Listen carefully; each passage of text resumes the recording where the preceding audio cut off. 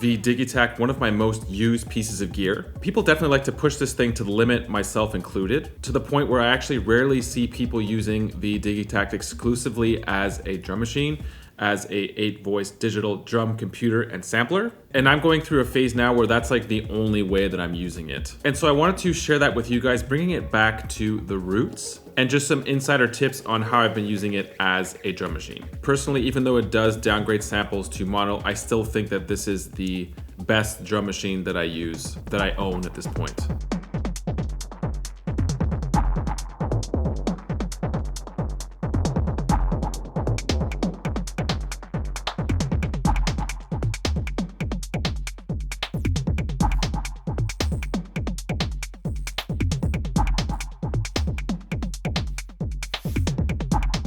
Thank you to DistroKid for sponsoring this video. If you're looking for an official way to release your music to major streaming platforms like Spotify, Apple Music, iTunes, Amazon, all the rest, use DistroKid. They are specifically geared towards independent artists and producers, much like myself, most likely you as well. I've been with them for years. I'll be getting into reasons why I think they're the best later in this video. As you can see, I'm not just using the Digitakt in this video. It's being routed directly into the Endorphines Ghost. It's a collaboration with Andrew Huang. We'll see how things go throughout the video, but this is most likely a combo I'm going to explore after I've created a beat in the Digitakt. Shout out to Analog Cases, by the way, with their new XTS stands. This is what the Ghost is sitting on so beautifully. So if you're looking for stands for your gear, definitely go with Analog Cases. Shout out to them. We're gonna set this to 135 BPM. And then I go over to the sound pool. I've got a bunch of sounds uploaded into here, a lot of one-shots. There is so much to work with here. 8 voices might not sound like a lot compared to other drum machines, but just the way that the sequencer works, you actually have a lot more space than most other drum machines. I should say non-elektron units or sequencers. It's powerful enough that if you want to, you could pull like a full group from just one voice. We'll make this a 2-bar pattern. I'll find a kick that I like here. I know I'm probably gonna wanna shorten that, so I'm gonna go ahead and do that. And we'll do a 4 on the floor for this one to start with. I'm feeling kind of kicky today, so I want to add a kick over top of this, but one thing at a time. Before getting to that, I'm gonna add a few kicks in between the downbeats here. Do, do, ba do, boo, ba do, ba boo, like that. And we're not just gonna leave them as is, we're gonna mess around with these. I like to play with the filter on my kicks to add like sort of like a, more of like a gut punchy thing in the low end, like that. And on this last one here, I'm gonna add some delay. That decay might be a little bit too long, so I'm gonna drop that. Sorry, the feedback, I should say. And I'll EQ this delay as well a little bit. A little tip here, at least for my taste, I don't like to add the filter onto any of the downbeats because I feel like it takes away from like the drive of the track, which is why I've kept them on all of the offbeats. So downbeats, if you have no musical background, that's step 1, 5, 9, 13. So those are the downbeats. It's like the 4 on the floor kick pattern. I said I'm feeling kind of kicky, so we're gonna throw a second kick into here. Let's go over to the samples and I'm gonna let's try this one. It's very subby. And surely we're gonna end up tuning these over the sequence. It's probably not gonna be all just one note. Give this a bit more volume. In fact, maybe some overdrive. Cool. And let's feel this out. We're gonna throw a few kicks in here. Okay, so that'll be the rhythm. Let's mess around with this. Same thing, I could play around with the filter even a little bit. And same thing on this last one here. I'm gonna throw some delay on there.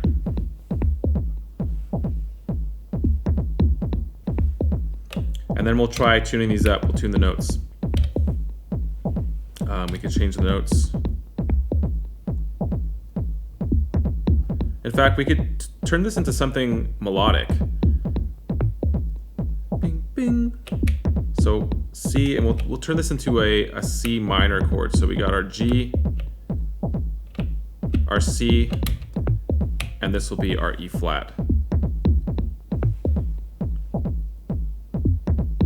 So right there, this already on this step right here, I feel like there could be something else that sort of accentuates that. We're gonna push this a little bit. We're gonna add a third kick in here. I'm just feeling it. We're gonna try it out. Let's see what happens. It might not stay. It might sound dope. Let's find out. This mid kick here I like. So this one I'm gonna tune up so it's gonna sound more like toms. It's not really a kick.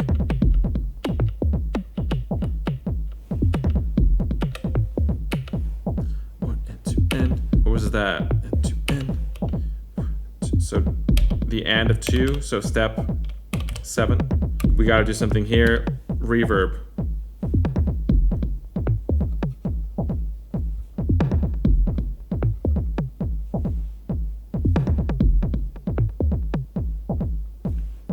We're gonna pan it as well.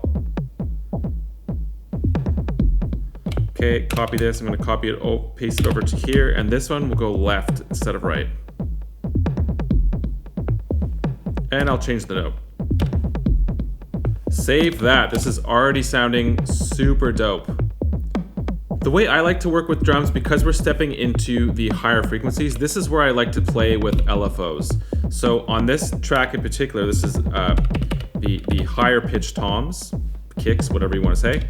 LFO, we're going to change the start point of these. I'll change this to random.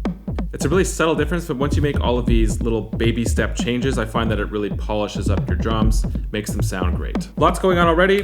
We haven't even got to a snare or a clap yet, so let's find that on voice 4. Definitely overdrive this for sure. We could even bit crush it a little bit. It's a bit loud. Bit of reverb. Ridiculously short sound. I like my sounds to be very short. Even like that. That's dope. With some bit crush. There we go. So we completely changed the quality of that snare now. Darken it up.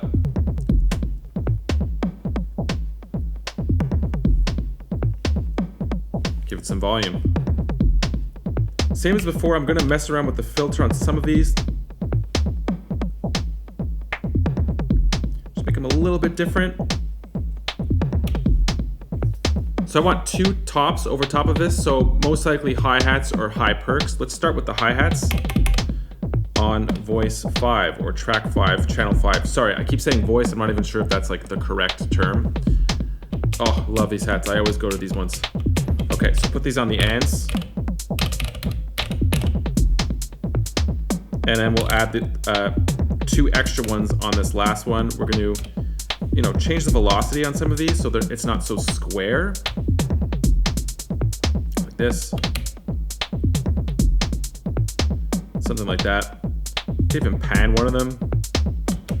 Just mess them up a little bit. I'm going to tune these down. I'm going to shorten them again. Yeah, overdrive. Bit crush.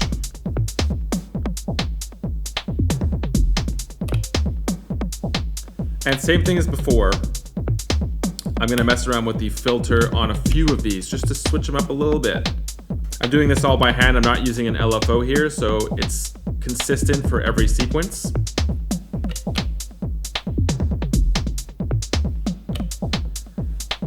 I'll throw some reverb onto this one. Sorry, some delay.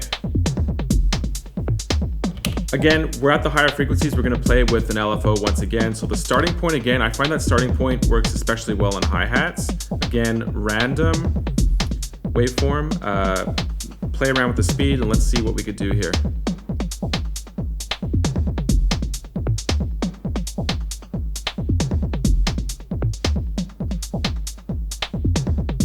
Again, we don't want a huge difference. This is just a little polish for the overall groove itself. We're gonna add a second LFO over top of this as well. This time it's gonna be tuning. So tune, again, very slight for the hi-hats. Random. And that's making a little difference. For another trick, I mean, this isn't really a trick, but it's something that I use a lot. So amp delay. A very slight bit of delay. You don't want to go too hard on it because then you get too much hi-hats. It sounds like you're adding in effects to the hi-hats. You want it to be more of a groove thing, like a felt but not heard sort of thing. And so that's what we're doing right here. So you're getting that sort of ticka-ticka effect, which I find works really well on this type of groove. For the second set of hi-hats, there was one hi-hat that I really liked over here. Which one was it? It was like a 909 sounding sort of thing. No, there it is. So that's 2 open. It's kind of like a 909 thing. And so just to have another flavor, just a straight up 909 thing. And if I want to take that out, I certainly can. And I'm not going to change much about this. I might add a tuning LFO, or sorry, a sample start LFO, something very subtle, so it makes it sound more like a human is playing it. That's about it. I want those hi-hats to be raw just as is. So here's what we'll do. We'll add like a sort of like a cowbell, tink tink tink tink tink tink tink, like a clave over top of this, basically. We'll find something that appropriate. Like this could sort of be turned into a clave if we tune it up.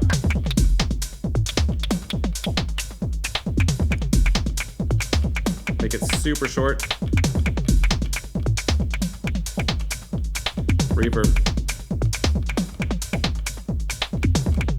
Pan it. Let's play this in. 1, 2, 3, 4. And we'll quantize that. Going back to this beat, that one, so that's on the and of 2. 1 and 2, 3, and on the and of 3 on the second bar. Let's add something on that.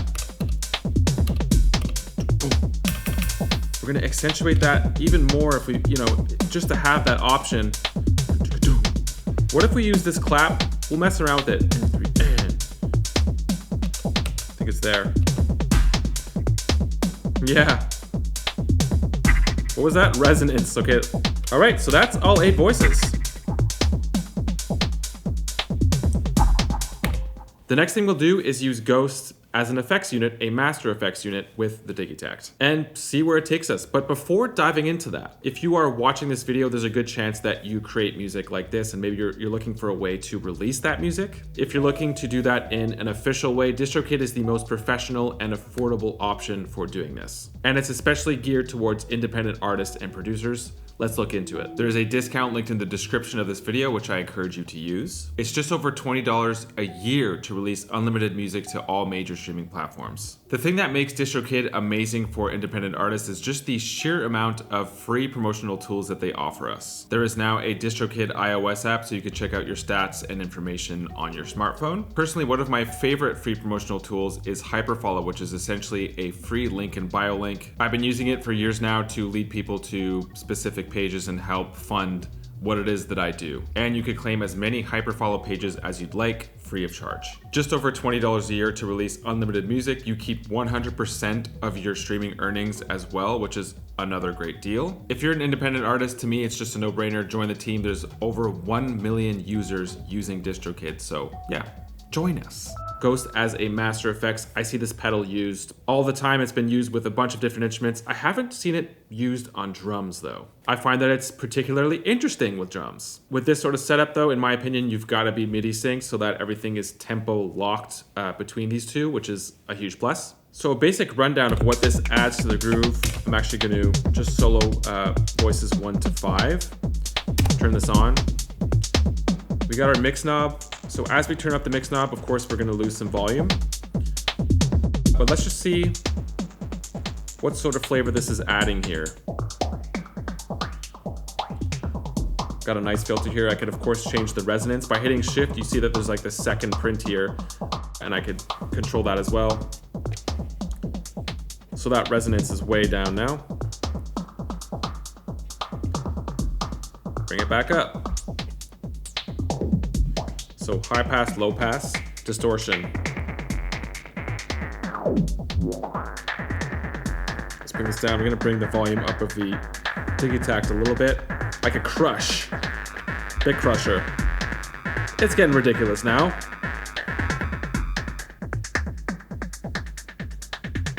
So a little bit of delay on that. Reverb, of course, I'm on spring. Want a much longer decay, which I'm definitely not going to do on drums. Just leave it as is. Maybe just a little hint of that. Change that tone. So this is all great. What I love about this pedal though is once you start adding modulation, this is where it gets pretty dope. So let's modulate that distortion. What about the filter? You can hear that modulating. I want that to be a little bit more intense, so I'm gonna add some resonance to that. Delay. Ooh, that's cool. Turn this back down. Right, so I could reverse modulate it as well. In the middle is no modulation, and then I could reverse it. Ooh. So this is adding a lot. Just to give you an idea, this is the full mix, so this is like kind of what it's adding to the groove.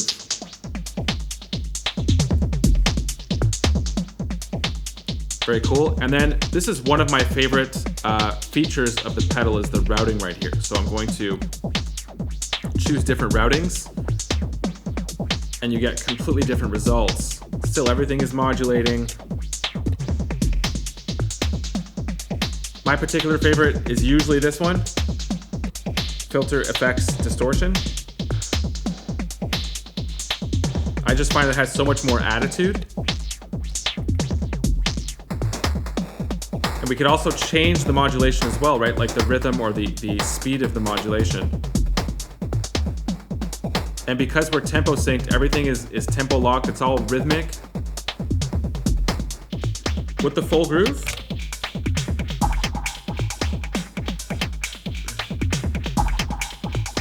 Wow. So again, we're losing some volume here. This is the full mix. In fact, I would actually use this pedal more as like an effects in. I have the Model 1.4. That's probably what I'm going to be experimenting with next, is just putting it on full mix and then using it as an ascend. Because it would be cool to have like this, the full signal from the Digitakt over top of this effects as well, right? This is like the tip of the iceberg. Just because of the depth of this pedal, I could see myself using it for sampling drums. That's sort of been my approach recently, is to create my own original samples. This is obviously a great way of doing that, a great tool for that, to originalize your samples and then drop those into Ableton for some sort of like live set thing. And by the way, if you're looking for drum grooves like this, I actually have a bunch right here. So these types of grooves, these are all available on my Patreon. There's also affiliate links for all of the gear mentioned in this video. Please use those links. I make a small commission from that sale. Doesn't cost you anything extra. Like and subscribe. If you have any comments or questions, please do not hesitate to let me know in the comment section or reach out anywhere else. And yeah, see you guys soon.